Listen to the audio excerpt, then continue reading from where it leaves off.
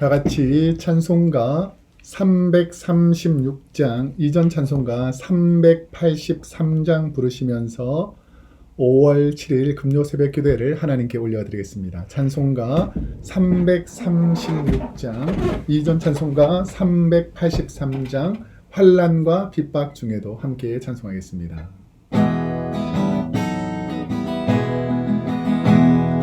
환난과 핍박 중에도 성도는 신앙 지켰네. 이 신앙 생각할 때에 기쁨이 충만하로다. 성도의 신앙 따라서 죽도록 충성하겠네. 옥중에 매인 성도나 양심은 자유 얻었네. 우리도 고난 받으며 죽어도 영원 되도다.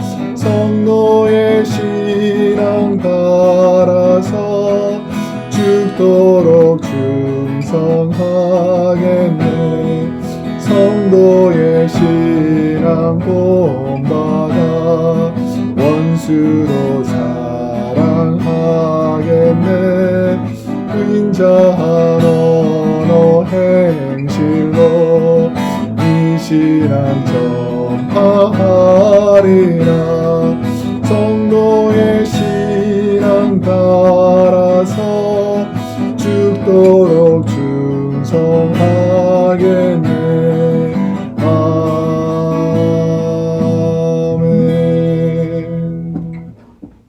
아멘. 오늘 이 새벽에 우리에게 주신 하나님의 생명의 말씀은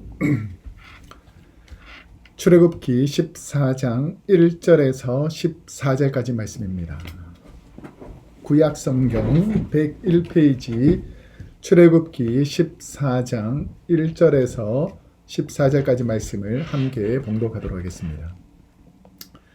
여호와께서 모세에게 말씀하여 이르시되 이스라엘 자손에게 명령하여 돌이켜 바다와 믹돌 사이에 비아히롯 앞 곧 바알스본 맞은편 바닷가에 장막을 치게 하라.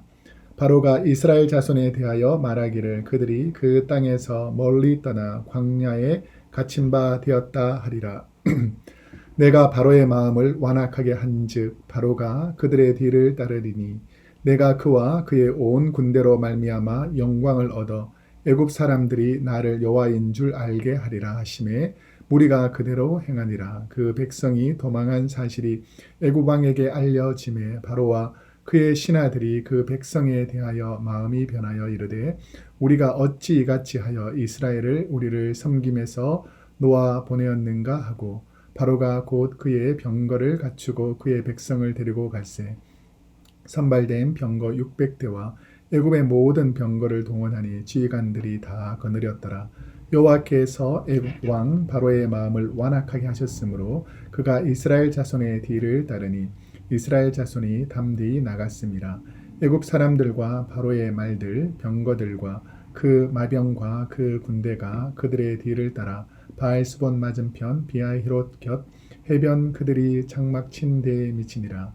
바로가 가까이 올 때에 이스라엘 자손이 눈을 들어 본즉 애굽 사람들이 자기들 뒤에 이른지라. 이스라엘 자손이 심히 두려워하여 여호와께 부르짖고 그들이 또 모세에게 이르되 애굽에 매장지가 없어서 당신이 우리를 이끌어내어 이 광야에서 죽게 하느냐. 어찌하여 당신이 우리를 애굽에서 이끌어내어 우리에게 이같이 하느냐. 우리가 애굽에서 당신에게 이른 말이 이것이 아니냐. 이르기를 우리를 내버려 두라. 우리가 애굽 사람을 섬길 것이라 하지 아니하더냐. 애굽 사람을 섬기는 것이 광야에서 죽는 것보다 낫겠노라. 모세가 백성에게 이르되 너희는 두려워하지 말고 가만히 서서 여호와께서 오늘 너희를 위하여 행하시는 구원을 보라. 너희가 오늘 본 애굽 사람을 영원히 다시 보지 아니하리라. 여호와께서 너희를 위하여 싸우시리니 너희는 가만히 있을지니라. 아멘. 오늘은 출애굽기 14장 1절에서 14절까지 말씀을 중심으로 조용히 기다리며 하나님의 능력을 보라라는 제목으로 하나님 말씀을 함께 나누겠습니다. 저와 여러분이 아무리 지혜롭고 아무리 똑똑하다 할지라도 하나님의 지혜, 하나님의 능력을 미칠 수 없는 것처럼 부족한 지혜와 능력을 가진 인간은 우리의 뜻대로 되지 않을 때 늘 원망하고 불평하고 하나님께 우리의 상황을 원망과 불평으로 대신할 때가 참으로 많이 있습니다. 하나님께서는 200만의 이스라엘 백성을 어디로 방향을 돌리시는가? 오늘 본문 1절에서 2절 말씀을 한번 함께 보겠습니다. 여호와께서 모세에게 말씀하여 이르시되 이스라엘 자손에게 명령하여 돌이켜 바다와 믹돌 사이에 비아히롯 앞 곧 바알스본 맞은편 바닷가에 장막을 치게 하라 라고 말합니다. 이 돌이켜라는 히브리어 슈브는 뒤로 돌이키다 혹은 turn back 이라는 뜻인데요. 주로 저희가 잘못된 길에서 돌이키다, 이 회개라는 말을 사용할 때 히브리어로 슈브라는 단어인데 오늘은 가던 방향에서 되돌이다 라는 의미가 오늘 본문에서 나오는 슈브, 돌이켜라는 뜻입니다. 하나님께서 갑작스럽게 이 북쪽 가나안 지역으로 가지 않고 남쪽으로 급하게 돌리신 이유는 어제 새벽 예배에도 말씀을 드렸지만 블레셋 지역으로 가다 보면 전쟁 때문에 이스라엘 백성들이 두려워서 다시 이집트에 정착하고 이집트를 떠나지 않으려고 생각하고 하나님께서 모세를 통해서 남쪽으로 돌리신 것입니다. 10번째 재앙 이후에 이스라엘 백성이 이집트를 떠나자 바로는 어떻게 되는가? 오늘 보면 5절에서 6절 말씀을 보니까 그 백성이 도망한 사실이 애굽 왕에게 알려짐에 바로와 그의 신하들이 그 백성에 대하여 마음이 변하여 이르되 우리가 어찌 이같이 하여 이스라엘을 우리를 섬김에서 놓아 보내었는가 하고 바로가 곧 그의 병거를 갖추고 그의 백성을 데리고 갈새. 이스라엘 백성들이 계속해서 출애굽기 5장 12장에서 바로에게 말했던 것은 우리가 3일 길쯤 가서 하나님께서 계신 시내산 호렙산에서 하나님께 예배드리도록 허락해달라라고 바로에게 말했고 바로는 한 3일쯤 정도 되면 그들이 하나님께 예배드리고 그 다음에는 되돌아올 줄 알았는데 4일째가 되어도 되돌아오지 않으니까 이 마음이 조급해서 바로가 이 이스라엘 백성들을 다시 추격해서 잡아와야 되겠다라고 생각합니다. 오늘 본문의 말씀에 보면 이 말씀을 바로가 마음이 변하여 라고 말합니다. 왜 마음이 변했을까? 이스라엘 백성들을 종으로 삼고 430년 동안이나 사용했으면 물건을 주거나 혜택을 주지는 못할 망정 다시 잡아와서 자기의 종으로 삼으려고 한다라는 것이죠. 이것은 사탄 마귀의 이 속임수와 아주 많이 닮아 있습니다. 사탄 마귀들은 하나님의 백성들이 하나님을 섬기려고 말씀 듣고 기도하려고 하면 언제든지 그 마음을 돌이키려고 하는 것이 사탄 마귀의 마음인데 이 바로가 이 사탄 마귀를 대신 보여준다라고 우리가 표현할 수 있습니다. 마음이 급한 바로는 어떻게든지 빨리 쫓아가기 위해서 애굽에 있는 이집트에 있는 모든 마병들 기마 부대를 다 끌어 모아서 그들을 추격하기로 결정하는 것입니다. 이 마병들이 사용했던 이 기마 부대들이 사용했던 이 병거는 보통 이 마모가 잘 되는 부분은 철과 청동으로 막고 나머지 부분은 빨리 신속하게 움직이기 위해서 나무나 가죽으로 만들었다라고 되어 있고 보통 2인용과 4인용 이 마차가 있었다라고 역사문헌에서 그 그리스 아시리아 지역에 있던 그 마차와 동일하다라고 이집트 학자들이 기록하고 있습니다.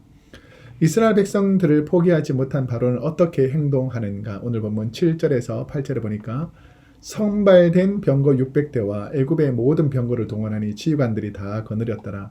여호와께서 애굽 왕 바로의 마음을 완악하게 하셨으므로 그가 이스라엘 자손의 뒤를 따르니 이스라엘 자손이 담대히 나갔습니다. 이 선발된 병거 600대라는 것은 뭐냐면 우리가 보통 한국에도 미국도 마찬가지겠지만 군대가 있으면 일반 보병, 일반 사병들이 있는가 하면 특수한 목적으로 창설대, 해병대라든지 아니면 수색대, 특공대 이런 것들이 있는 것처럼 이 특별히 선발된 병거 600대라는 것은 보통 마병보다 훨씬 더 잘 정예화된 600대의 마병들과 또 모든 병거들을 다 모아서 이집트에서 있는 가장 신속한 마병들과 군대를 동원해서 도망간 이스라엘 백성들을 잡으려고 계획하고 있다는 것입니다. 바로 이러한 추격에도 이스라엘이 담대히 나아갔습니다 라는 이 표현은 이스라엘 백성들이 출애굽할 때에 도망하는 것처럼 초조해서 나간 것이 아니라 이들은 담대하게 행군하는 행렬대로 천천히 모세 인도를 따라서 움직였다라는 것을 알 수 있습니다. 왜냐하면 부녀들과 노인들이 있기 때문에 그렇게 빨리 움직일 수가 없었던 것이죠. 이집트 군대가 이스라엘이 진치고 있던 비하히롯에 오자 백성들의 반응은 어땠는가? 오늘 보면 10절에서 11절에 보면 바로가 가까이 올 때에 이스라엘 자손이 눈을 들어 본즉 애굽 사람들이 자기들 뒤에 이른지라 이스라엘 자손이 심히 두려워하여 여호와께 부르짖고 그들이 또 모세에게 이르되 애굽에 매장지가 없어서 당신이 우리를 이끌어내어 이 광야에서 죽게 하느냐 어찌하여 당신이 우리를 애굽에서 이끌어내어 우리에게 이같이 하느냐. 지금 이스라엘 백성들이 이동한 시점이 언제냐면은 첫째 날 출발해서 한 6일 정도 떨어진 거리에서 비하히롯에 멈추게 해서 정착을 하고 있습니다. 잠시 텐트를 치고 쉬고 있는데 지금 어떤 상황이 벌어졌냐면 심히 두려워하는 상황이 생겼습니다. 이게 뭐냐면 앞에는 이제 홍해가 가로막고 있고 뒤에는 이집트 마병이 이 사막을 오다 보니까 저 멀리서부터 막 엄청난 모래바람을 일으키면서 쫓아오지 않겠습니까? 그러니까 이스라엘 백성들이 두려워하는 거죠. 왜냐하면 우리가 지금 앞으로는 홍해가 막혀서 죽을 위기에 있고 뒤에는 지금 이집트 백성들이 이 군대들이 우리를 죽이러 온다. 진퇴양난이 된 아주 고난과 어려운 상황에서 할 수 있는 것이 뭐냐면 하나님께 부르짖고 모세에게 원망하고 있다는 것입니다. 이게 부르짖다라는 의미가 뭐 기도하다, 호소하다 이런 뜻이 아니고 원망하고 불평하고 왜 우리를 이곳에 끌어내어서 이곳에서 죽게 만드십니까? 라고 하나님께 모세에게 원망과 불평을 끌어내고 있다는 것입니다. 죽음의 공포에 사로잡힌 백성들은 자신들의 문제를 해결해 줄 모세와 하나님께 의지하고 도움을 청하는 것이 아니라 원망과 불평으로 일관하고 있다는 것이죠. 연약한 우리의 모습 속에서도 우리의 인생에 큰 문제가 없을 때는 감사하는 마음으로 살아가지만 일이 잘 풀리지 않거나 질병과 고난이 올 때에 심지어 삶의 문제가 생길 때에는 자신을 돌아보기보다 하나님을 의지하기보다 원망하고 불평하는 사람들이 우리 중에 있기 때문에 그게 문제가 된다라는 것이죠.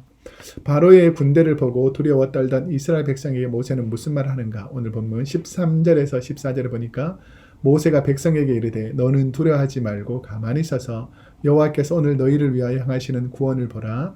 너희가 오늘 본 애굽 사람을 영원히 다시 보지 아니하리라. 여호와께서 너희를 위하여 싸우시리니 너희는 가만히 있을지니라. 너희는 두려워하지 말고 라는 표현은 하나님에 대한 온전한 사랑과 신앙을 회복하라는 의미입니다.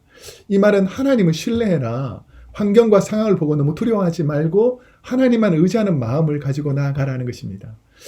부족한 우리는 연약하고 힘든 상황이 생기면 이 문제를 자기에게서 아니면 하나님께 도움을 구하기보다는 이 문제가 왜 생겼는가 다른 사람들을 비난하고 원망하고 자신도 풀 수 없는 문제들을 다른 사람에게 풀어내라고 원망하고 불평하는 악한 세력들, 늘 무리 가운데는 무리를 분열시키고 하나님의 영광을 가리는 이런 악한 세력들이 늘 포진되어 있다는 것이죠.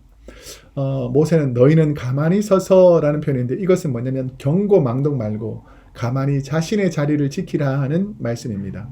어려운 상황이 될 때 그 상황보다 더 어려운 것은 뭐냐면 그 상황 가운데에서 리더의 말을 듣고 순종하고 따르는 것이 아니라 경고망동, 자기 생각대로 자기 뜻대로 자기 문제가 생긴 원인들을 자기 마음대로 풀려고 원망하고 불평하는 무리들 때문에 오히려 주위에 평안한 사람들까지 더 크게 문제가 생긴다는 거죠. 그러니까 움직이지 말고 그 자리에 가만히 서서 하나님께 기도하는 시간을 가지라는 의미가 포함되어 있습니다.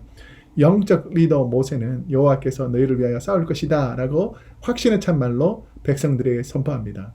너희는 가만히 있을지니라 라는 이 말에는 또 어떤 말이 포함되어 있냐면 혀를 물다, 침묵을 지키다 라는 말입니다. 여러분, 환경적으로 고난이 있고 어려움이 있을 때에 많은 사람들이 다 이 고난과 문제를 다 압니다. 근데 이 문제를 자꾸 말하고 불평을 토로하고 원망을 토로하면 토로할수록 자신도 죽고 주위에 있는 사람들에게도 영향을 끼친다라는 것이죠. 오늘날 코로나 바이러스가 만연하고 전 세계 고통이 있고 어려움이 있을 때에 하나님께서 징벌하시고 우리에게 징계하신 거라면 여러분 하나님의 때를 기다리면서 잠잠히 기도하고 기다리면 가만히 서서 하나님의 은혜를 기다리면 선하신 하나님께서 우리가 회개하고 하나님의 은혜를 갈구할 때에 하나님께서 도와주시는 것입니다. 여러분 오늘 그런 삶을 사시기를 축복합니다. 기도하겠습니다. 사랑과 은혜가 풍성하신 하나님, 세상 가운데, 지하 가운데, 원망 가운데 불평으로 살지 않게 하시고 하나님의 은혜 가운데 감사함으로 하나님의 때를 기다리게 하여 주옵소서. 감사드리며 예수님의 이름으로 기도드립니다. 아멘. 사랑하는 성도 여러분, 오늘 하루도 하나님의 은혜 안에 있기를 축복합니다.